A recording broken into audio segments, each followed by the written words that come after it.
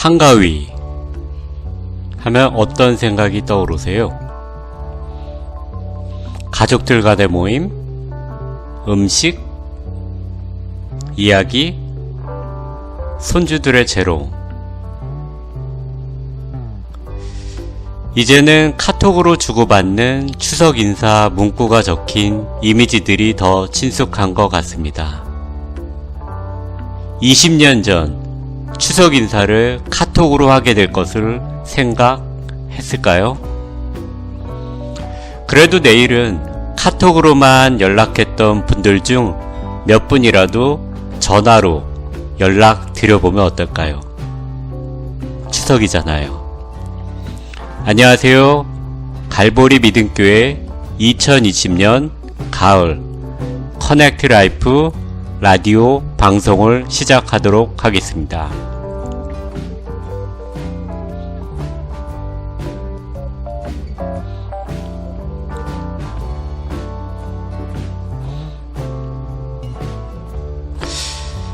라디오 방송이니까요. 길지 않고 짧지만 재미있는 사연이나 추억이 있으면 보내주세요. 함께 나누면 참 좋을 것 같습니다. 그리고요, 카카오로 전화 연결도 가능합니다. 라디오 방송을 통해 전화 연결하는 것 참 오랜만일 것 같은데요. 전화 연결 시간도 있으니 미리 신청해 주시면 감사하겠습니다. 유튜브로 드리는 예배는 생방송이기도 하지만 언제든지 다시 볼 수 있는데요. 지금은 라디오 방송이라 시간이 지나면 다시 들을 수 없습니다. 그래서 녹음한 소리를 작업을 거쳐서 하루 지나서 유튜브에 올릴 예정입니다.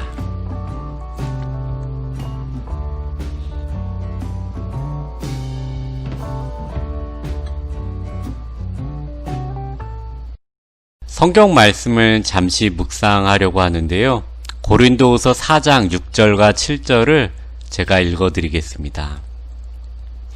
어두운 데에 빛이 비치라 말씀하셨던 그 하나님께서 예수 그리스도의 얼굴에 있는 하나님의 영광을 아는 빛을 우리 마음에 비추셨느니라. 우리가 이 보배를 질그릇에 가졌으니 이는 심히 큰 능력은 하나님께 있고 우리에게 있지 아니함을 알게 하려 함이라.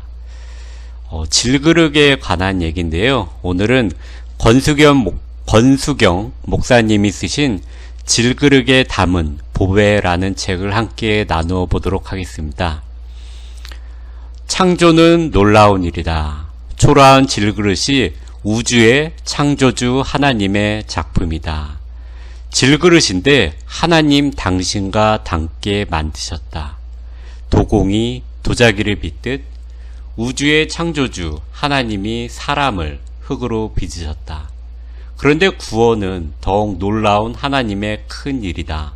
목자가 양의 이름을 부르듯 섬세한 손길로 우리를 하나하나 빚어 만드셨다. 우리의 질그릇됨은 우리의 연약감을 통해 하나님의 주권을 드러내고 그 주권에 담긴 하나님의 사랑과 은혜까지 보여준다.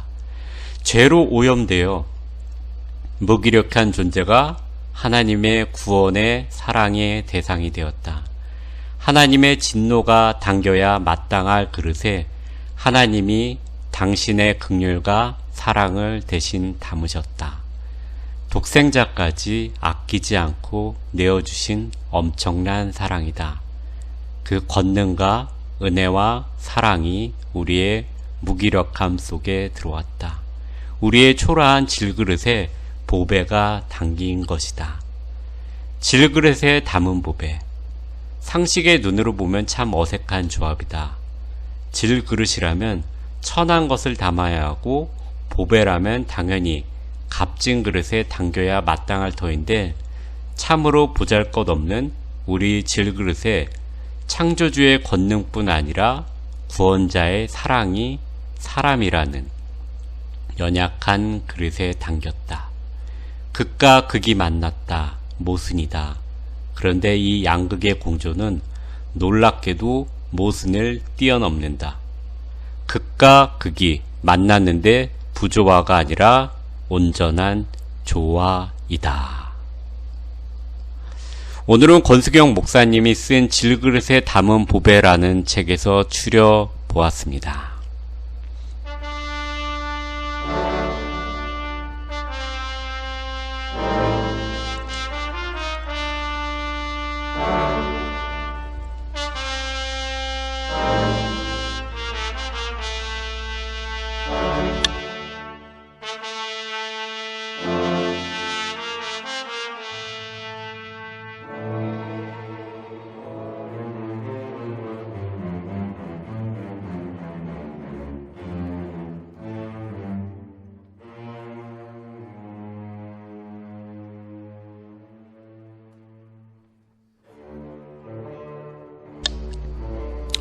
개신교 한국과 접촉하다. 이상규의 새롭게 읽는 한국교회사. 출처 국민일보.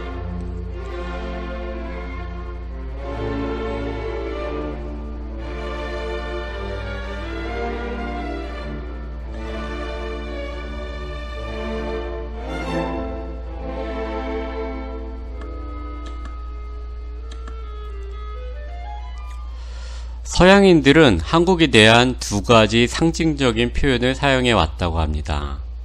첫째는 조용한 아침의 나라였습니다. 동적이기보다는 정적인 19세기 조선에 대한 사실적 표현이었다고 할 수 있을 것 같습니다. 다른 하나는 은둔의 나라입니다. 일본 동경제국대학 동양학 교수였던 윌리엄 그린피스가 처음 사용한 이 표현 또한 폐쇄적인 조선에 대한 외국인들의 인식을 반영하고 있었습니다.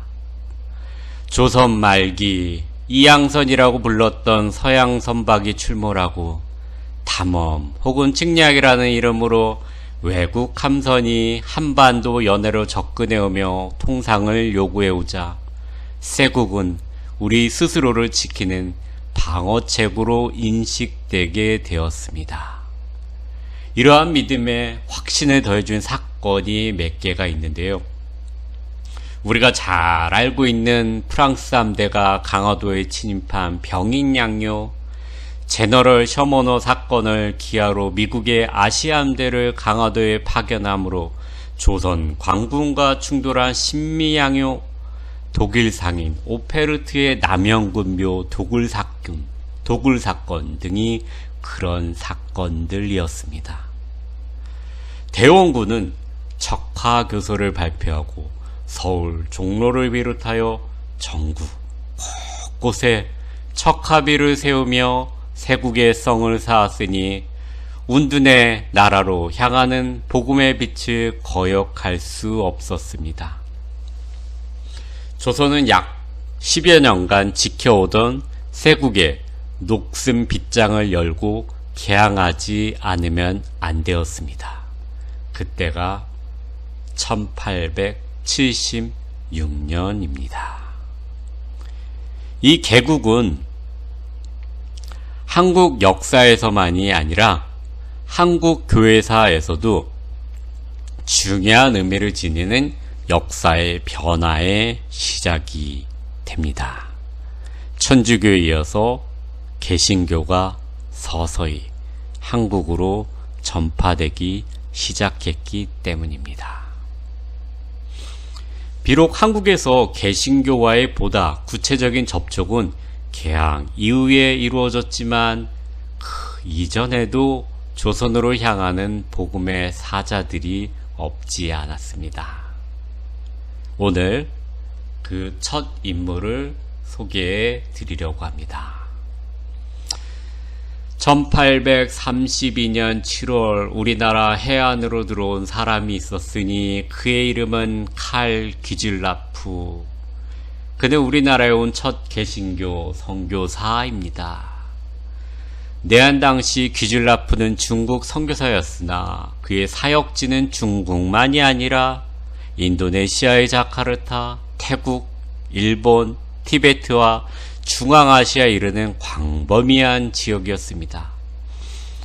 귀즐라프는 한자 문화권에서는 곽실렵이라는 이름으로 널리 알려져 있었습니다. 중국을 사랑한 자 혹은 선한 덕을 행하는 자라는 별명을 얻기도 했습니다. 귀즐라프는 독일 북부 프로이센 제국의 프리츠에서 출생한 유택의 독일인으로 루터교 목사입니다. 경건주의 지도자였던 프랑케가 설립한 학교에서 공부를 했고요. 19세가 되는 1821년 4월부터 18개월 동안 베를린 성교신학교에서 공부했던 그는 경건주의의 깊은 영향을 받게 되고 성교에 대한 이상을 갖게 됩니다.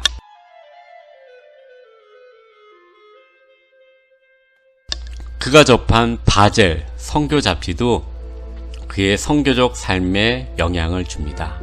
그는 후에 베를린 대학에서도 짧은 기간 공부하게 되지만 언어적 재질이 있어 자그마치 6개 언어를 작문할 수 있었고 12개국의 언어를 구사할 수 있었다고 회고한 바 있습니다.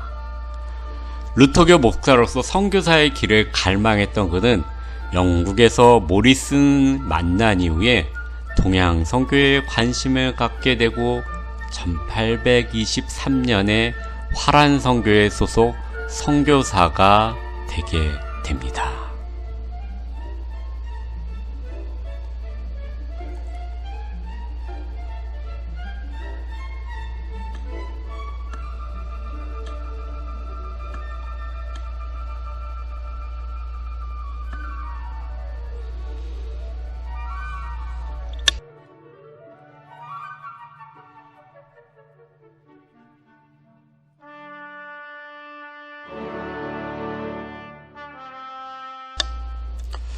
(1826년 7월) 이후에는 현재의 자카르타인 바타비아에서 1828년에서 1831년까지는 현재의 태국인 사이암에서, 그리고 1831년, 그리고 32년, 그리고 1833년 세 차례에 걸쳐 중국 해안을 탐색을 하게 됩니다.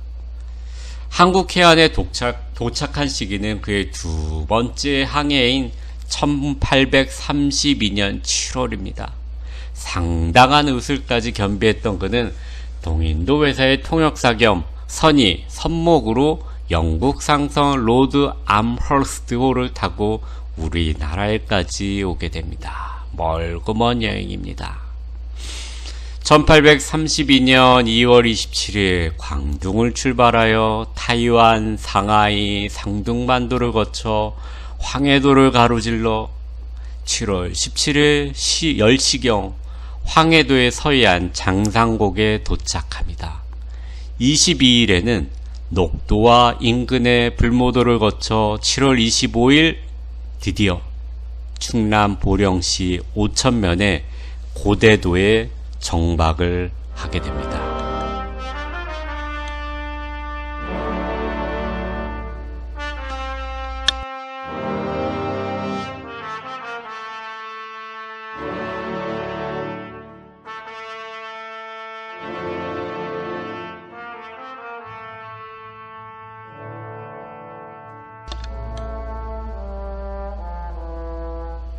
귀즐라프는 흥주 목사 이민희 등 조선 관리들에게 조선 국왕에게 통상을 청원하는 서한과 선물을 보냅니다. 선물은 한문으로 번역된 2권의 성경과 전도 책자로 추정되는 26종의 도리서, 그리고 만원경 등인데요. 이를 순조 왕에게 진상하도록 전달합니다.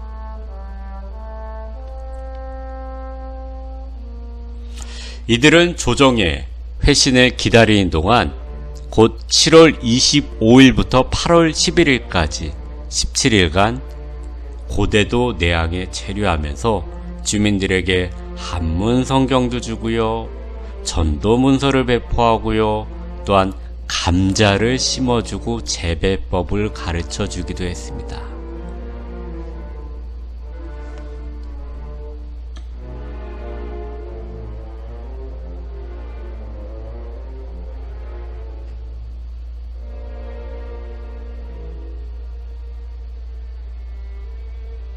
특히 이때 주기도문을 한글로 번역한 것으로 알려져 있는데요.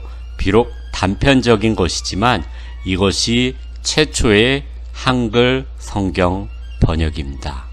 이것이 한국과 개신교 간 최초의 커넥트라고 할 수 있습니다.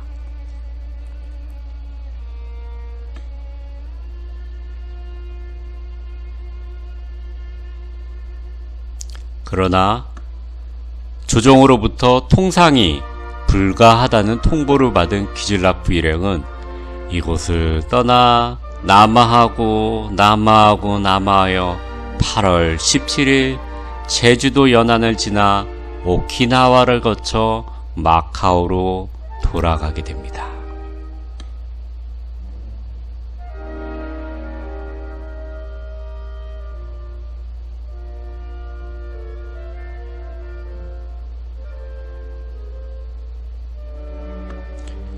귀즐라프가 우리나라에 체류한 기간은 꼭 한 달 정도에 지나지 않지만 이때의 방문 기록은 그의 항해기에 잘 나타나 있습니다. 그가 돌아가서 한국에 대해서 글을 써서 소개한 것이죠.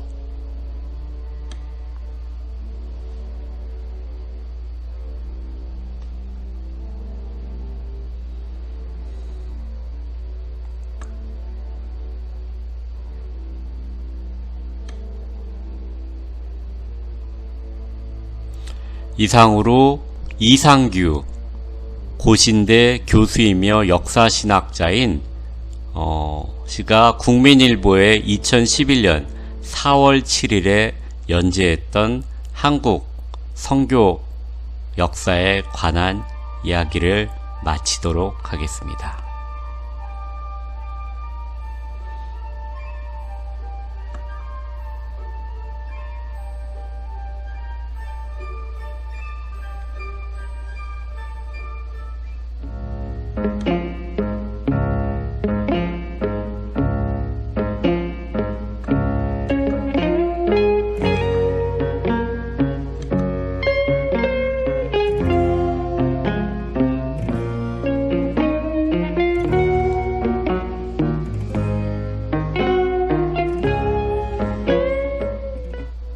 사람이 누군가와 소통한다는 것 참 중요하다는 생각이 듭니다.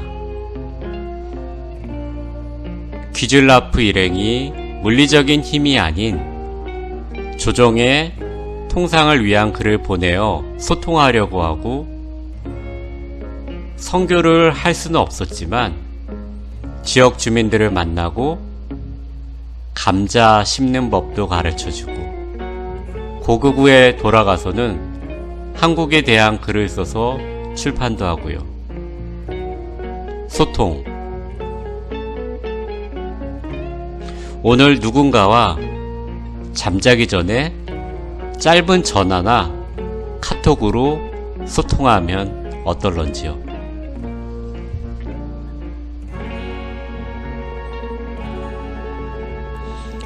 평안한 저녁 보내세요. 이상 커넥트 라이프 가을 첫 방송을 마치도록 하겠습니다.